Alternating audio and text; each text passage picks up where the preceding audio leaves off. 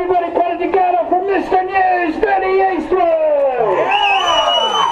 And everybody come in here, come in, you want to get a load of this speech. Ladies and gentlemen, my freshly preserved speech. Ladies and gentlemen, John Key, leader of the National Party, Prime Minister of New Zealand since 2008. Everyone voted for him without knowing his track record, who he worked for, where his career originated, and how he does business today. By the end of this short speech, you'll know enough to be able to make an informed decision when voting him in or not again. Little Johnny was born in a state house, the son of an alcoholic, absentee father and guilt-provoking mother, who pins all her hopes on her son, living vicariously through him, especially because she never had another boy and never remarried. She then allegedly inherited a large sum and allegedly spent much of it on her son. John worked for 10 years as a New Zealand investment banker since the mid-80s. When the market crashed, he made a killing selling New Zealand dollars. He headed offshore in 1995, working for Merrill Lynch, the bank that was exposed as the world's first derivatives traders and went bust during the 2008 financial crisis due to its heavy investment in the derivatives market. It got swallowed up by the Bank of America, which it turns out John Key still has shares in. A conflict of interest, considering anyone could Google the bank name and fines to see it's been fined many times for drug dealing, gun running, money laundering, and is incidentally famous at getting countries into debt. Is John Key personally profiting from New Zealand going into debt? The Bank of America also has a stake in the military-industrial complex, who've profited tremendously after several successive, no-end-in-sight illegal US wars. This gives you an idea of the kind of circles John revolves in. He's worked for Merrill Lynch in Singapore, London, Sydney and Ireland. And when the Irish Tiger economy was kicking off, it was allowing sweetheart tax breaks to big banks and financial institutions if they moved their back offices to Ireland. So John did, assisting 15,000 of his clients to avoid tax. The Irish economy was hollowed out with debt, collapsing shortly after John skipped the country and put all his money into blind trusts. John Key knows what's in his blind trust. He's a bit of a drinker and he let it slip while a bit pissed that he owns a vineyard. And it turns out that vineyard's in his blind trust, although he claims he doesn't know what's in his blind trust. This is because he has two trusts, one blind and one not so blind that mirrors the other one. He was in charge of business units like global foreign exchange and European and derivative trading. What is derivative trading? Basically, it's so complicated that the Auditor General once said something like, "It's such a technical area that I can't understand it. So I got KPMG to investigate themselves for me and they assure me it's all good, bro." Recall the Great Depression? Of course not. In the 1920s, you could buy $10 worth of shares for only $1 down, allowing people to gamble on the stock market at incredible volumes.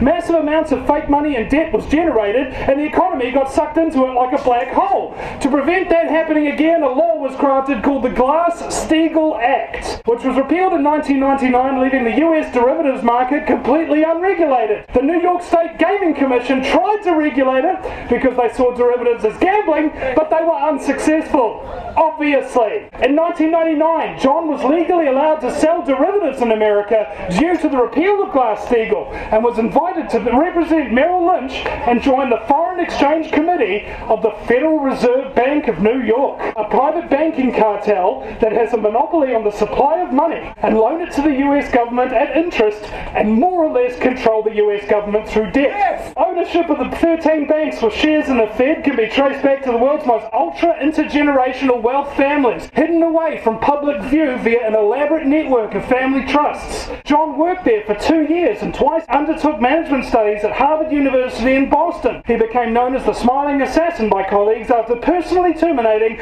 over 100 employees in one day with a big, beaming smile. No guilt, no remorse, no conscience. A corporate psychopath. Charming and enchanting when you first meet them, but are ultimately shallow and have few meaningful, long-lasting relationships. They crave money and power and are willing to sabotage, intimidate, manipulate, steal, defame, lie, and cheat shamelessly, without guilt. Desiring attention and idolization with pathological narcissism and despising criticism. Often sexually promiscuous. Private prosecutor Graham McCready is including a DVD of The Wolf of Wall Street in his evidence against John Key, evidence of the lifestyle and mentality Key and co-workers likely enjoyed on Wall Street. Can I at least finish it? It's really good, man. It's really good. Who wants to hear me finish it? crowd has spoken!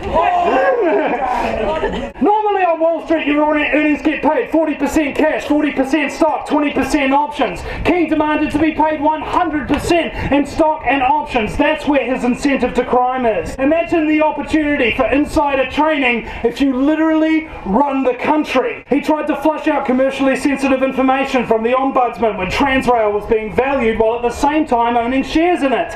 John Key just can't help himself. When Key left Wall Street after 6 to 7 years in foreign exchange, he was in the tip top of the elite with roughly 50 million in salary and bonuses. Key refers to his $5 million mansion in Parnell as the house that Merrill built. They had a beach house in Omaha and now have a $3.2 million Hawaiian holiday home. Only 202,000 people in the entire world have incomes above 50 million. Roughly 2,000 of those are billionaires. John says, we're not ridiculously wealthy. There are lots of people not seen on the NBR rich list that have a lot of money. Not counting his blind trusts, he could be worth hundreds of millions. Is he a Wall Street banker or New Zealand Prime Minister? Jumping forward to the 2008 financial crisis, Money magazine said derivatives were one of the chief causes of the 2008 credit crunch. A collapse that happened in the same year we elected John Key to handle the debt crisis he helped cause, as he admitted on Breakfast TV. And what did he do once elected in order to save us from this debt crisis? He borrowed more money than all previous prime ministers combined.